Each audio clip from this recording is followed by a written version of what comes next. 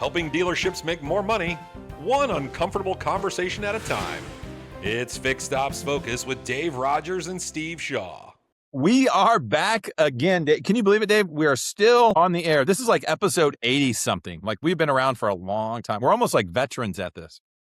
Can you believe it? Well, they say, 10,000 tries or 10,000 hours, you become an expert. So That's it, right? I think we got a few more to go before we get good at it. Yeah, we'll look back on this and say, wow, remember the day when we had episode 80? Yeah. Remember how bad we were? Exactly. What's on your mind today? I guess this is it's not a rhetorical question, but, I guess the question is, why the hell does it seem like everyone is scared to sell or to talk to customers there's like a fear out there from managers, advisors, everybody. Nobody wants to, I don't know. I don't know. It's a fear. It's laziness. I just don't know. It's driving me nuts lately. It just seems like everybody's afraid to talk to customers or sell something or try something new. That's another one. Or try something. Yeah, exactly.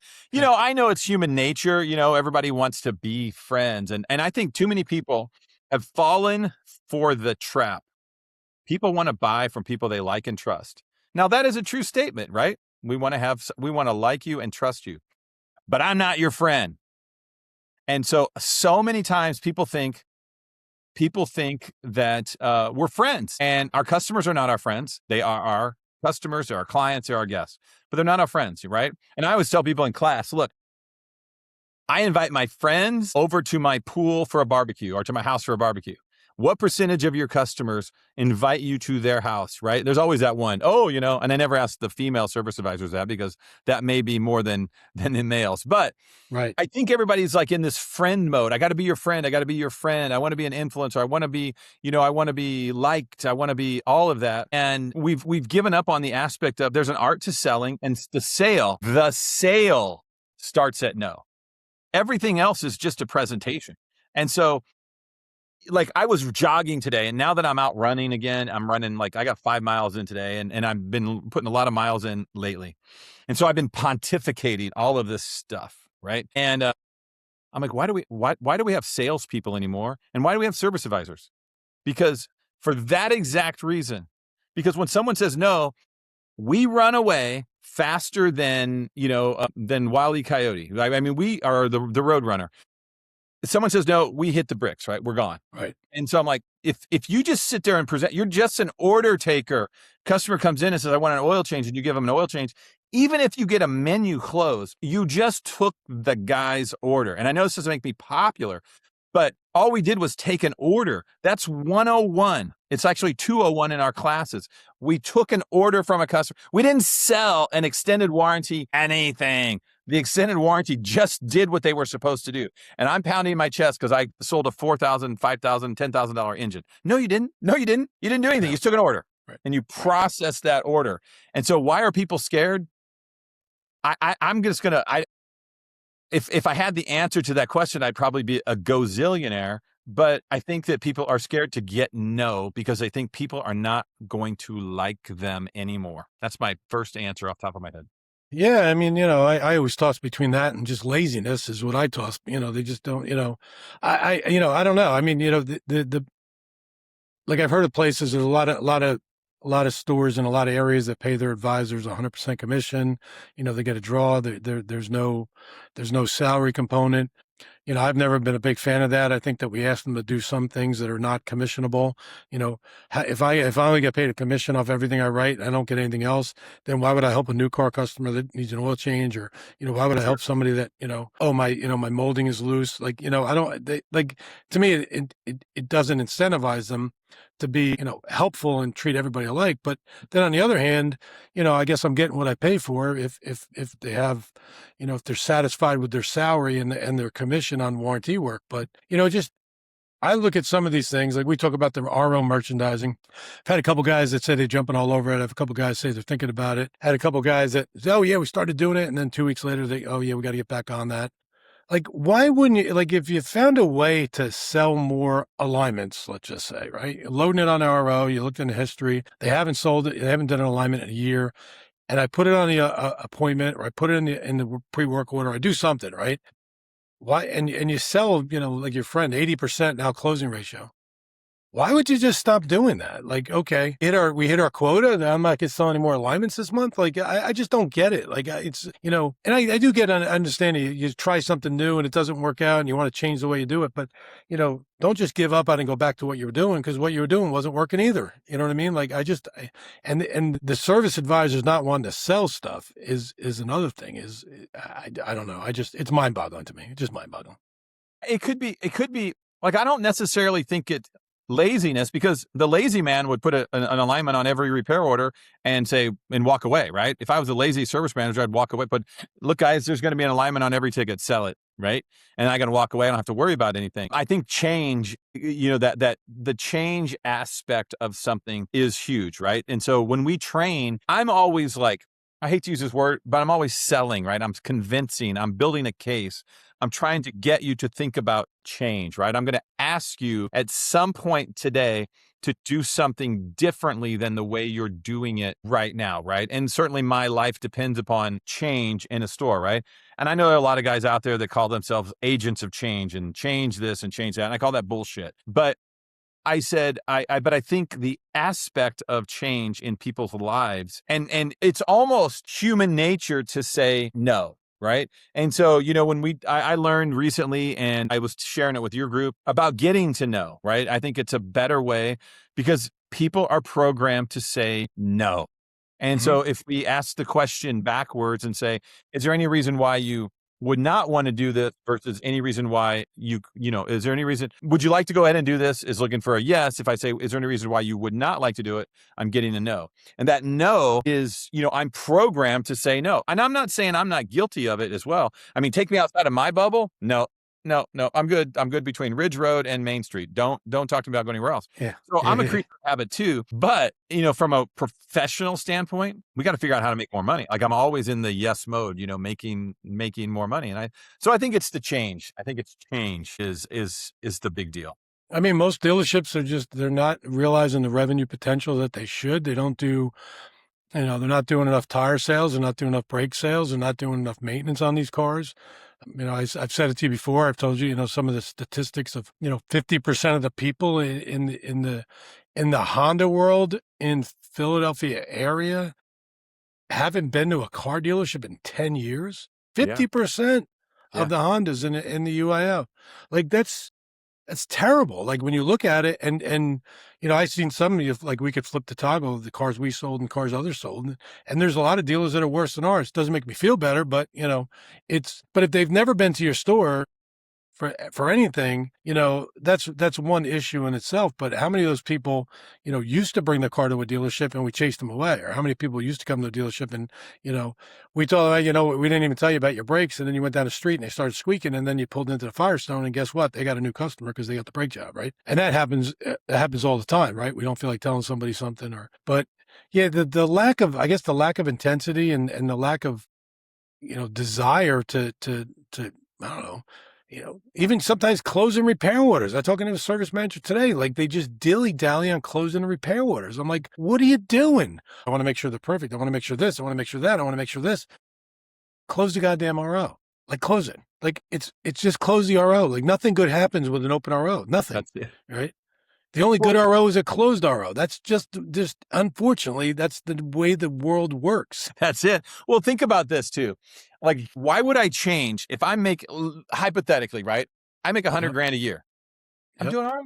I'm doing okay. Making 100 G's, right? Now you want me to change, and I'm going to make what? 110, 125? I don't know. I feel pretty good. I'm good right now. And I think that's a part of it. And look, I'm not advocating changing people's pay plans, but I do advocate for paying people for what they're what they're worth.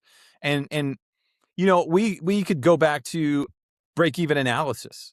And I don't think, because this goes into the fees, the diagnostic fee, everything. And so we inherit a store as a manager, or I take over, or I show up as an advisor. I'm like, I come to work for you, Dave. I need to make 100K to work here. And you go, oh, okay, back in. Yeah, you're same. That's what we pay. And I'm just using you as an example, but that's what we all do. Yeah. Okay, good. 100K. You're going to make it. Go on. You're right. I got this new guy makes 100K, but he's not trying. You know what I mean? Right. Now, I'm not saying bring him in at 80. He's got to grow, but we just have like this. I think as an organization or an industry, it's a laissez-faire, like, yeah, it'll get better. Let's try a little harder, maybe not. But guess Yeah. what? The advisor's making 100, the service manager's making 2, and everybody's good. Like, why would I, in fact, change whatsoever? It goes back to that. It goes back to you want everybody to like you. I mean, what we would do in the old days, we'd flood the floor a little bit, right? We throw another advisor in. So if they're all writing $100,000 a month and I got 3 advisors, the way I'm going to make more money is hire another advisor and maybe a tech or 2. Yeah. So now I got 4 guys doing $100,000 a month, right? It's the only way you're going to grow, right? But no, the manager wants to be comfortable with his friends and keep his advisors happy and doesn't want anybody to leave. And, I've seen a lot more recently than I've ever seen before where managers or general managers, they intentionally overpay their people, intentionally let them get away with murder because they're looking for guys that are going to cover their ass when they're not at work, A lot of these GMs are off on Friday, right? None of the owners and myself included are in the stores on Saturday for the most part. We do a phone follow-up. The owners call the stores and see how they're doing and how they're selling cars. But that GM could be home taking that phone call, right? He could be giving himself a 3-day weekend. So, and I'm not saying any of them do that. Like, right. God forbid, Right. But I've seen recently where, that's one reason why they take care of their people and overpay them and stuff is because they're looking for someone to cover their ass when they're not at work during the day. So, well, listen, this will not make me a popular person either, but we have a lack of standards. Jamie said it the other day. We have a standard to work here. You can work here or not. It's okay, right? I like the promotion to customer. You've been promoted to customer that Jamie said, right? And so if we do not have a set of standards, and again, that can be me as a manager, but if I as a manager am not held to a standard by my general manager, then what's it matter? My GM doesn't care. Sure, I'll look out for you. I want to be your buddy too, bro. You just keep paying me well. I'll take care of you, whatever. And then if the general manager we would think that the top guy would be the guy setting the standard. But if he's goofing off per se, or he's out taking Fridays off, he doesn't have a standard. Who's manning the ship, right? And it always has to go back to the person with his name on the sign. And I've had these conversations with dealers. It's like, look, if you want this to work, it's got to come from you.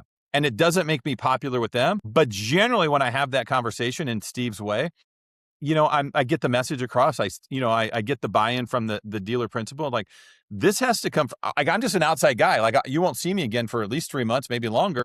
It's got to come from you, man with your name on the sign or woman with your name on a sign, that this is what's expected. And if it's not, then why would anybody do anything? And why would I try to grow my business?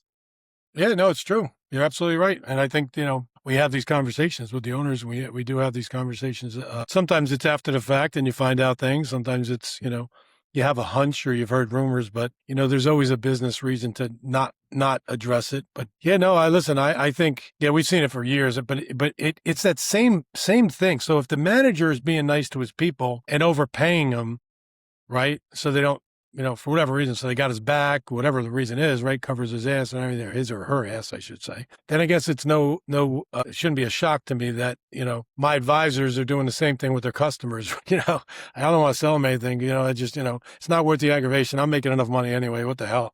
I'm just going to, I don't believe in that fluid flush shit. I'm not, that's what they're going to say, right? And you're probably right. They're getting overpaid because they're, and so they're not hungry, but it just drives me crazy. I mean, that's not what this business is built on. It's not the way we should be wired. It's not, listen, I don't want the 80s and 90s again. That's not what I'm striving for. But, there needs to be a desire to sell people tires, brakes, keep them as a customer, want them to service the car with you. And I don't know.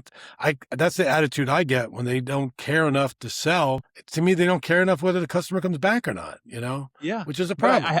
I always say, and I could give example after example. My favorite one is when I very first started in the training and consulting world. I was talking to a guy who's a pretty high powered dude. I love this guy. And I was sitting down in his office and I said, sir, if I could be so bold. And I gave him my little speech, right? So later on, we were in a meeting with all the stores, all the GMs and all the service managers. And he goes, guys, this young man came to me and told me, I'm going to have to start being a dick. And I'm like, that's not what I said. I just said you had to hold people accountable for the things that you want, right? If you're going to pay me to come into your store, you're going to pay me a lot of money. And if you want it to be done, then the man who signs my check has got to hold people accountable. If he doesn't, then I either say thank you or there's no sense in me coming, right? I mean, I appreciate the big fat paycheck, but there's no reason to have me if you're not going to hold people accountable, because I can't make that happen for you. So that's my story. That's one of them. I like that. Listen, it's true though. You're right on. I mean, it's probably one of the biggest challenges out there is trying to, manage managers. It was a lot easier for me to run a store, 5 or 6 managers in the store, impose your will, sell. I could sell them on ideas. Yeah. I could, get everybody to, to buy in on whatever we were doing. It's hard to get 30 managers to buy in because, as I've said before, they got to a certain level without me, right? They got to a certain income level, job level, whatever it is. And they're like, yeah, what the hell's this guy know? I don't need to listen to Dave. Now there's some people that listen and you get some satisfaction out of that. I guess, I should be thrilled that even if one does, right? I should be, But listen, we can't even get people to do walkarounds. Like, how long have we been talking about doing a walkaround in a drive? Like I told you, I gave up. Like we don't even do teach walk. We teach the one class for walkarounds. I gave up. I gave up because the manager will not make people do a walkaround. It's just how it is. No, yeah. Listen, we were talking to one of the stores today. The same thing. They were talking about putting the service kit together. I won't mention the name of the brand, but the electronic multi-point, the electronic video, all this stuff into one program. But we're not going to we don't need the iPads to do the walk around. I started laughing. Well, then thank you for saving me the money instead of just signing up for it then, because you weren't going to use it, right? I agree. Listen, I'm not going to tell you have to use it if you're not going to use it, because it's just going to get dust on someone's shelf. That's all it's going to do. You're never going to do it, So yeah, you're right. Why bother? Why are we going to bother with a walk around? That's not to say don't call me. That just means just be ready to hold your staff accountable. Right. But I tell people now, we do the service tech on the drive, we'll put a lube tech on the drive, do underhood inspections. And like, I've never seen, it's like RO marketing, but now I got a kid looking at the car with the guy on the drive. And the kid is just like, this failed. And then we're selling commodities like they're going out of style, and the advisor could do that. Like literally the advisor could. Absolutely. But they won't. And so I just gave up. I'm like, I'm not going to beat up one more advisor to walk around a car. I've failed for however many years of my life, 56 now. And I'm like, I'm not going to teach an advisor to walk around. I'm going to take a lube guy, stick him in the drive, and I'm going to pay him to sell commodities. And we sell more commodities than you never thought about. But, oh no, Steve, we can't. Again, there's the no. We can't do that. No. My lube guy's got to be back. Why has he got to be back there in the drive? Right? Why is he got to be in the shop? Why can't he be standing here taking this car? Nope. I was crazy shit. I was talking to Mercedes-Benz guys, and have these CTEs or CDTE, whatever it is, these troubleshooting techs that the factory brainwashed us into having, right? So they're basically salary. They barely turn any hours. But, the mindset is they take these jobs. I think we talked about it a little bit, but they take the job that comes in, they hand it to a technician. He struggles. He can't do anything for 2 days. It buries him, right? And then they grab it and then they give it to the CTE, right? They give it to the expert, right? Yeah. And I'm like, well, why don't you do it the other way? Like triage the car. Like maybe the foreman and the diagnostic tech should look at the car and say, hey, it's a fuel pump, right? And then they give it to the kid and say, here, put the fuel pump in. And when you're done, I'll check it. And then I'll help you program the computer and stuff, as opposed to letting the kid struggle for 2 days, not being able to diagnose a fuel pump, right? They don't have their skills. And he's like, well, the factory has this. I was like, I don't care what the factory has you doing. Like, you're doing it ass backwards. Right. Like, you complain that you have unapplied labor and downtime, and he's got these kids, but who's teaching the kid how to diagnose? Like, let him struggle for 2 days on a car isn't the answer. You know what I mean? Maybe 2 hours. Get 2 hours. Yeah. But you know what? But if you have the technology and the tools and the people in there to at least put them on the right path, help them out. Now, listen, there might be some other A rates in the shop you don't have to do that with. There might be some B rates that maybe you have to help them out a little bit, right? But why not do a triage process knowing your team? Because, right now, a lot of stores, you have a bunch of young techs that might not know, and all they're doing is waiting to see if you screw up, and they want to see how much money they can make flat rate, right? Before they tell you they don't want to do this job. So they're not going to ever go flat rate if they're struggling for 20 hours and make it turning 20 hours a week. You know what I mean? But maybe they can make 40 hours if you diagnose the cars for them, right? Nope. So nope. Can't do it. Nope. Can't do it. Can't do it. Nope. It's crazy. I know. It's insane that I think of these things. So. All right, you got to wrap us up. Give us a GM tip of the day. Listen, GM tip of the day is maybe give us an email or text message or something and let me know why people don't sell. No, I would say you have to be focused on it. I mean, we need to be out in the drive, making sure, I don't want people uncomfortable, but they can't be content. And, we need to be looking at different ways to make more money. And because again, the revenue opportunities are there. We're just not striking it and we're losing market share. It's very apparent nowadays that we're losing it. Less new cars being sold than they were being sold. And, if you're not looking out for reasons to make more money and sell more stuff, then I think you got your head in the sand and, you're part of the problem. You're not part of the solution. So Yeah. You're part of the problem. That is the title of this episode. All There right, we go. man. I will see you next week. All right, brother. Talk to you. Like, share, and subscribe. And remember, do not operate a dealership without consulting Dave Rogers and Steve Shaw first.